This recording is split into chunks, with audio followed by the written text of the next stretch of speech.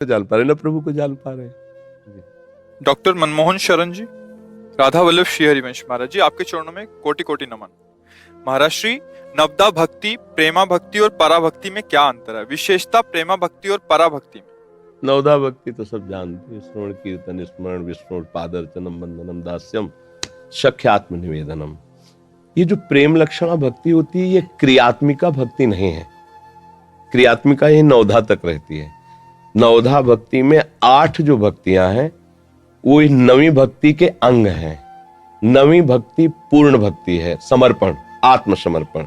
जहां जीव ने आत्मसमर्पण किया तो अब उसका काम खत्म हो गया, अब इष्ट की तरफ से कार्य प्रारंभ होता है। पाई रस भक्ति गूढ़ जुग जुग जग दुर्लभ भव इंद्राद विधिम आगम अरु निगम पुराण अगोचर सहज माधुरी रूप निधिम अनभय आनंद कंद निज संपत्ति गुप्त सुरीति प्रगट करनम। जय जग उद्युत व्यास कुल दीपक श्री हरिवंश चरण शरणम। श्री लाडली लाल के रस में डूबे हुए आचार्य गुरुजन कृपा करके जब देखते हैं कि आत्मसमर्पण इसका पूरा हो गया तो फिर प्रेम लक्षणा भक्ति प्रदान करते हैं। ये साधक की साधना या गुण साधनते नहीं, साधना यहां तक थी, आत्मसमर्पण तक। अब जो भक्ति हुई उसे जो प्रेम लक्षणा भक्ति है उसी को पराभक्ति कहा गया है। जैसे श्री हरिवंश महाप्रभु की जब महिमा का वर्णन करते हैं सेवक जी, तो कहते विद्या हरिवंश मंत्र चतुर अक्षर जपत सिद्धि भव उद्धरणम। और जब किशोरी जी की महिमा का वर्णन हित सजनी जी करती हैं तो कहती परा द्वेक्षरा, परा विद्या द्वेक्षरा राधा। ये जो 2 अक्षर है ये परा विद्या है।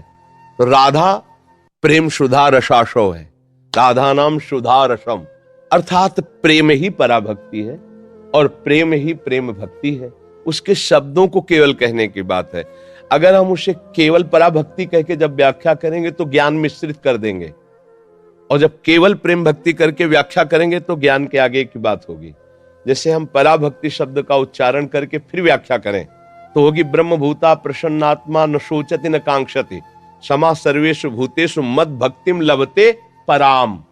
मेरी पराभक्ति का ये लाभ होगा कि वो ब्रह्मानुभूति से छक जाएगा, ना कुछ सोचना है ना कुछ चाहना है, न सोचत न कांक्षत, अखंड प्रसन्नता उसके हृदय में होगी। पराभक्ति जागृत हुई। इसके बिल्कुल ये प्रेम का ही स्वरूप है। जो आत्मरति है वही कृष्ण रति है।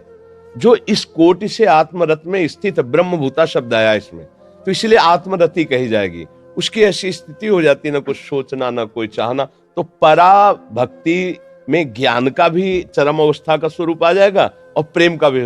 पर प्रेम भक्ति जब हम बात करेंगे तो उसको बिल्कुल ऐसे कर देंगे। और फिर इधर प्रभु की विविध रसमयी जो लीला है, उस लीला के चिंतन में, लीला पात्र बनकर लीला की सेवा में, ये प्रेम लक्षणा भक्ति का अंतिम स्वरूप जो आता है वो भावदेह होता है।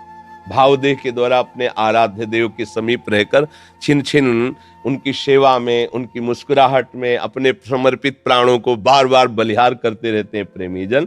तो ये भाव आता है। समझ में है आपको जी? जी, कुछ इनका है कि राधा नाम और श्री राधा नाम में तत्वता और माधुर्य में क्या अंतर है? यहाँ श्री राधा में श्री से क्या